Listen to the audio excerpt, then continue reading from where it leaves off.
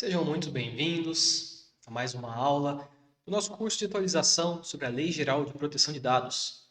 Meu nome é Bruno, sou advogado, sou professor universitário, especialista em processo e direito digital e sócio da Maia Sociedade de Advogados. Hoje eu vou conduzir com vocês um estudo sobre alguns conceitos básicos que vão nortear o nosso entender sobre a Lei Geral de Proteção de Dados e também sobre essa nova política de privacidade e proteção que não só o Brasil corre agora para se adaptar, mas também o mundo inteiro busca o seu estado de conformidade ou de proteção desses dados pessoais. E falando em dados pessoais, vamos para o nosso primeiro conceito. Nosso primeiro conceito é de dado pessoal e dos titulares. Tenho certeza que em algum momento vocês já tiveram contato com essa terminologia, dado pessoal e titulares, e hoje a gente vai entender o que é.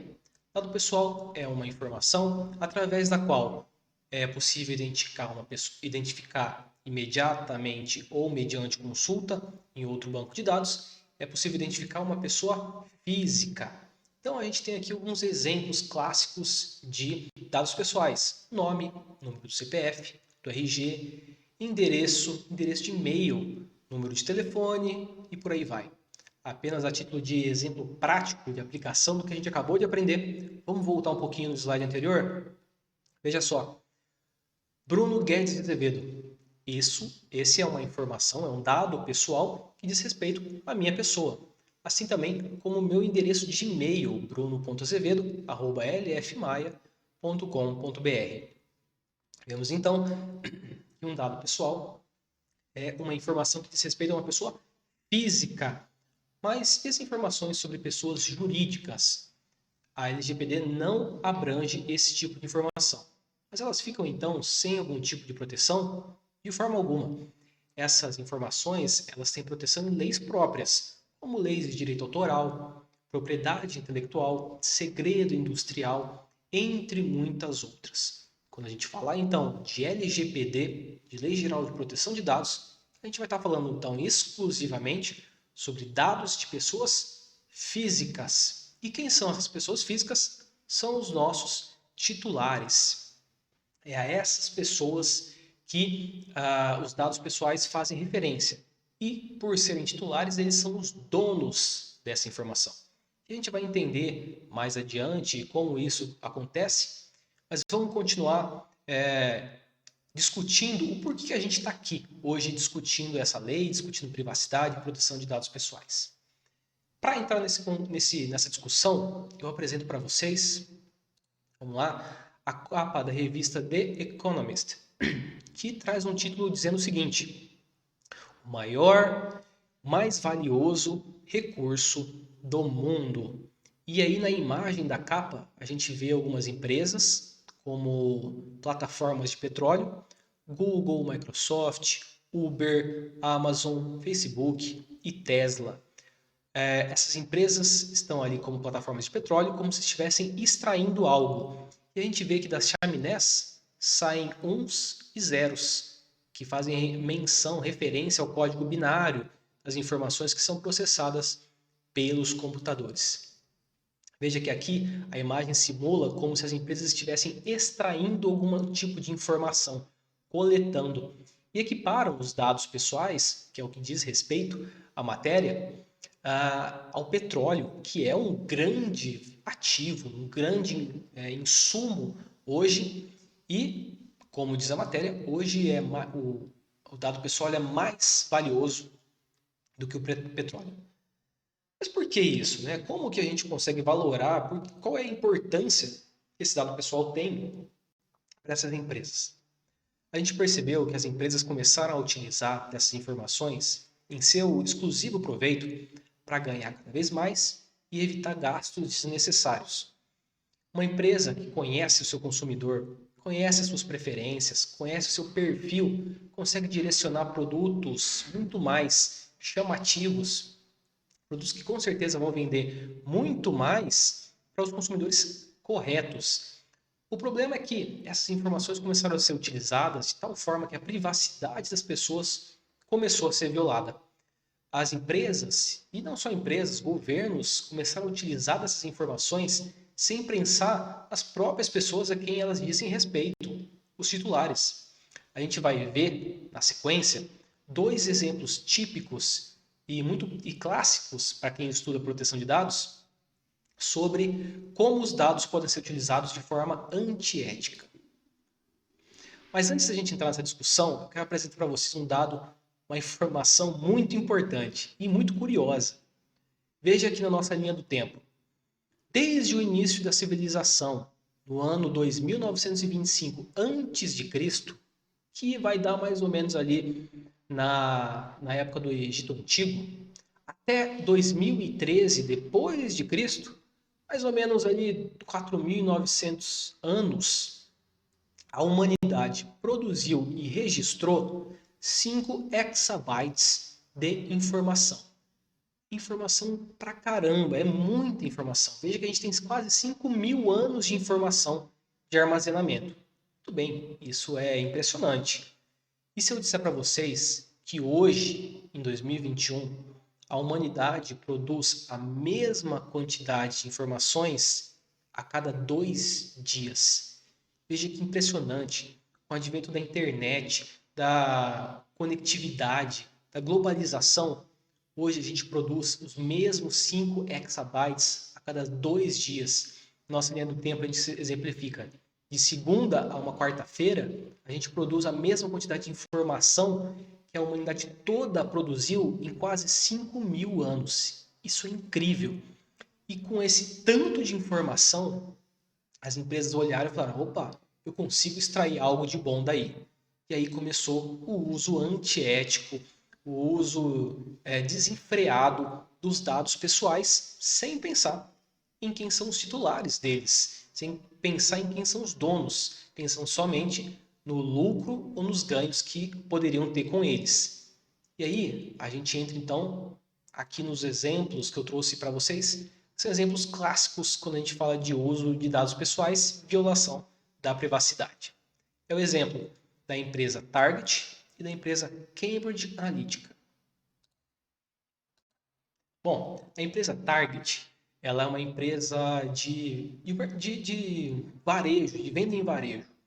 E assim como nós temos empresas aqui no Brasil, essa empresa nos Estados Unidos tem o seu site e certa vez uma consumidora acessou o site, fez o seu cadastro e começou a pesquisar sobre produtos para pele, sobre carrinhos de bebê, enxoval para criança, berço, decoração.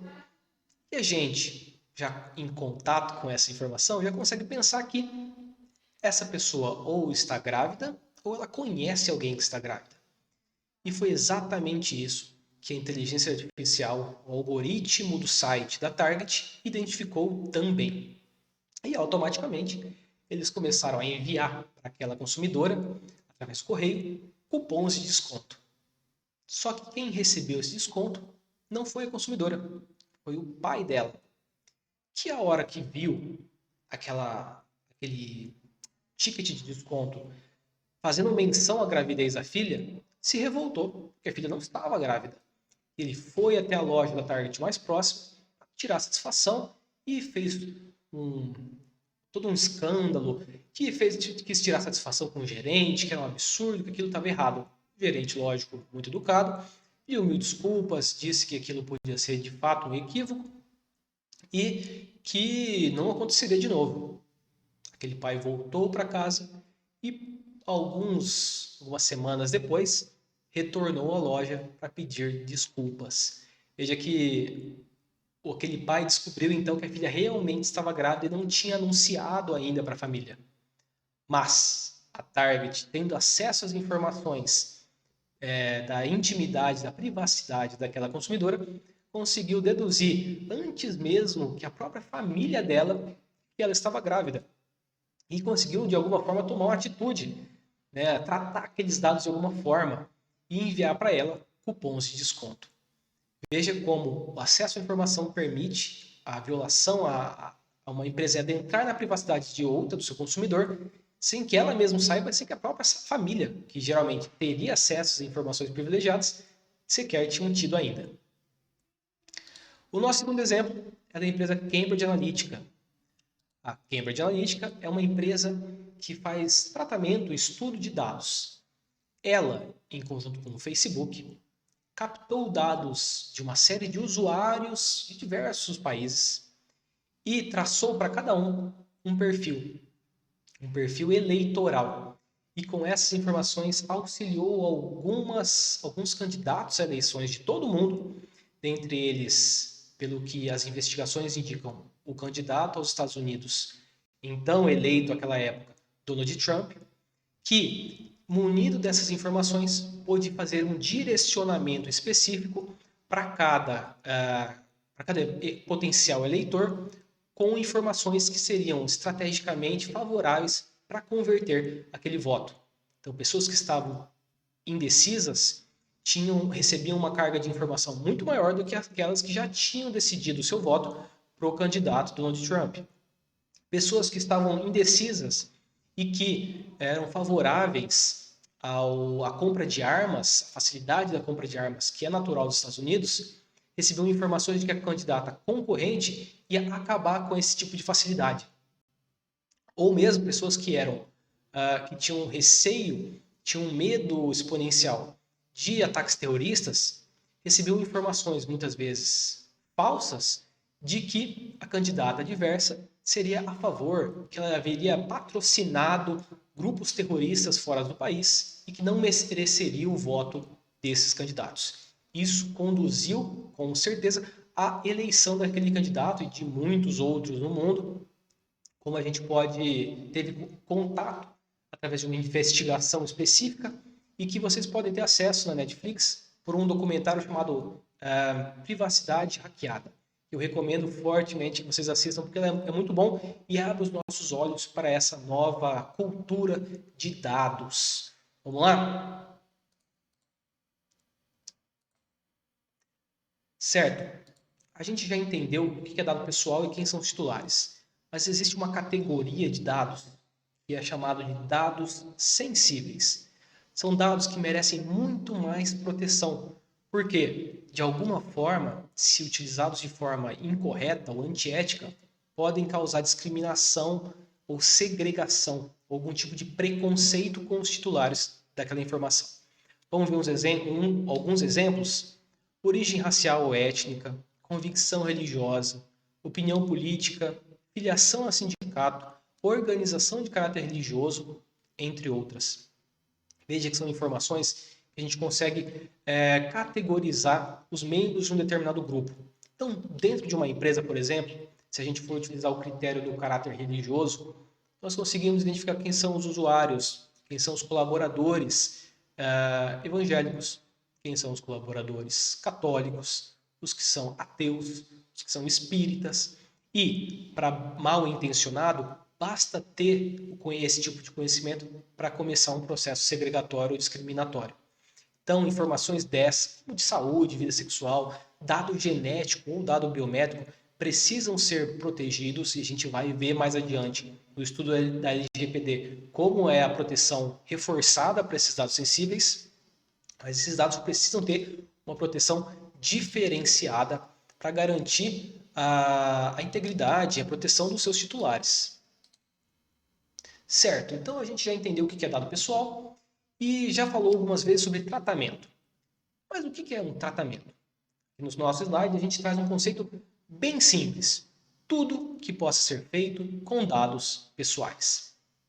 Bom, tudo mesmo. Desde a sua coleta, ao seu armazenamento, aos estudos feitos com essas informações, com esses dados pessoais, como também a própria eliminação desses dados, são hipóteses de tratamento de dados pessoais. Todas essas situações integram o ciclo de vida de um dado pessoal dentro de um tratamento. E eu vou trazer para vocês uma tabela exemplificativa. Vejam só. Ciclo de vida dos dados. Aqui no nosso exemplo, a gente tem um ciclo de vida que começa com uma coleta, com armazenamento, pode passar por compartilhamento, por uma reutilização, pela anonimização daquele dado e, finalmente, pela sua eliminação. Veja que a simples coleta, armazenamento e descarte, a eliminação, são hipóteses de tratamento que a partir de agora têm que ser feitas com observância dos princípios e as regras da Lei Geral de Proteção de Dados. Então vamos trazer um exemplo prático. Pensamos num edifício comercial que na sua recepção capta informações dos visitantes, coletando nome, RG e tirando uma foto dessa pessoa. Veja que a gente tem 3 tipos de dados pessoais que são coletados. Essa informação, com certeza, ela é armazenada, guardada em algum software ou algum cadastro. Então, ela é armazenada. E, se não tiver mais nenhum uso pela empresa de segurança, pela empresa de controle de acesso, uma hora vai ser eliminada. Dados estes, então, passando pelo seu ciclo de vida um pouco mais enxuto, que tem que observar as regras de proteção de dados da Lei Geral. Vamos continuar? Veja, puxando até um gancho do que a gente tratou aqui atrás, quando a gente falou de anonimização. O que é anonimizar um dado pessoal? Bom, a gente sabe que o dado pessoal ele diz respeito a uma informação através da qual a gente identifica uma pessoa física. Se eu anonimizo essa informação, eu paro de identificar, eu tiro o potencial de identificação dessa informação sobre essa referida pessoa. Vamos voltar ao nosso slide. Veja aqui na primeira coluna. João Silva, Maria Rocha e João Carlos. Nós temos informações pessoais sobre essas 3 pessoas. O João, a gente tem os nomes, o e-mail e o telefone dessas pessoas. A partir do momento que esses dados pessoais passam por um processo de anonimização, veja que essas informações ficam embaralhadas por meio de um código que só o controlador, só o responsável pelo armazenamento daqueles dados tem acesso. E aí, quando anonimizamos essas informações, veja na segunda coluna aqui, na segunda planilha, que não é possível mais identificar o nome, o e-mail ou o telefone dessas pessoas, salvo o controlador que tem acesso à chave para descriptografar, para desanonimizar essa informação. A anonimização é um processo muito comum e é inclusive muito recomendado no trâmite, na adequação da LGPD, porque ela reduz o risco de mau uso dessas informações quando você limita o acesso, a identificação para poucas pessoas. Inclusive se essa informação, se essa planilha que tivesse milhões de dados de consumidores vazasse, escapasse, fosse compartilhada indevidamente, ainda assim quem recebesse não teria pleno acesso a essas informações. É por isso que a anonimização é um processo importante e recomendado dentro de uma adequação, seja no poder público ou na esfera privada, de conformidade com a nova Lei Geral de Proteção de Dados. E para finalizar, a gente vai trazer 2 conceitos importantíssimos que são daqueles que realizam o tratamento de dados pessoais. São os famosos agentes de tratamento. E dentro dessa categoria, a gente consegue dividir em 2 espécies, 2 figuras, que é o controlador de dados e o operador de dados pessoais. O controlador de dados é aquela pessoa que vai ter contato inicialmente com um dado pessoal ou um banco de dados e vai decidir como aquelas informações vão ser utilizadas dentro de uma finalidade, dentro de uma adequação, dentro de uma necessidade. As ordens e as determinações sobre como aquelas informações vão ser utilizadas partem do controlador. Então, vamos pensar num exemplo prático que a gente já citou, naquela portaria do prédio comercial que recebe dados pessoais dos visitantes. O controlador, então, toma contato assim que um visitante tenta entrar, faz a coleta das informações e decide o que vai fazer com aquilo. Aquilo vai constar depois um estudo para definir qual é o tipo de pessoa que acessa aquele residencial. Ele vai ser simplesmente armazenado. Quando que ele vai ser descartado? Uma semana, um mês, um ano depois? Tudo isso cabe ao controlador de dados. Mas o controlador ele pode contar com a ajuda de uma outra figura, que é o operador de dados. Veja que o operador ele não decide nada. Ele só cumpre tarefas para o controlador de dados. Então, no nosso exemplo, a empresa de segurança capta essas informações e terceiriza o seu armazenamento para uma empresa que ofereça o serviço de software de armazenamento em nuvem. Veja, o operador de dados que armazena essas informações, ele não decide nada, ele simplesmente armazena.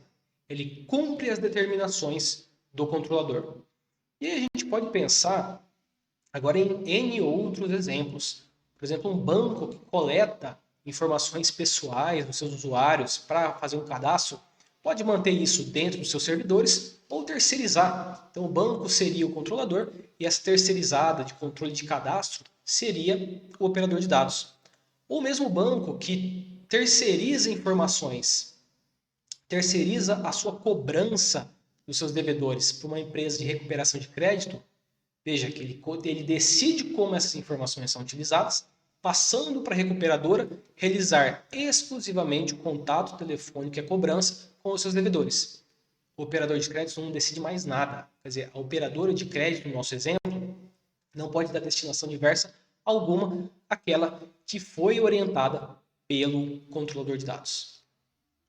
Bom, hoje nós encerramos a nossa discussão. Espero que tenha ficado bem claro para vocês esses conceitos básicos e que eles sirvam como pilar, como informações essenciais para a continuidade do nosso estudo sobre a Lei Geral de Proteção de Dados. Nos vemos em futuros encontros, em próximos encontros, e até lá eu fico à disposição. Um grande abraço.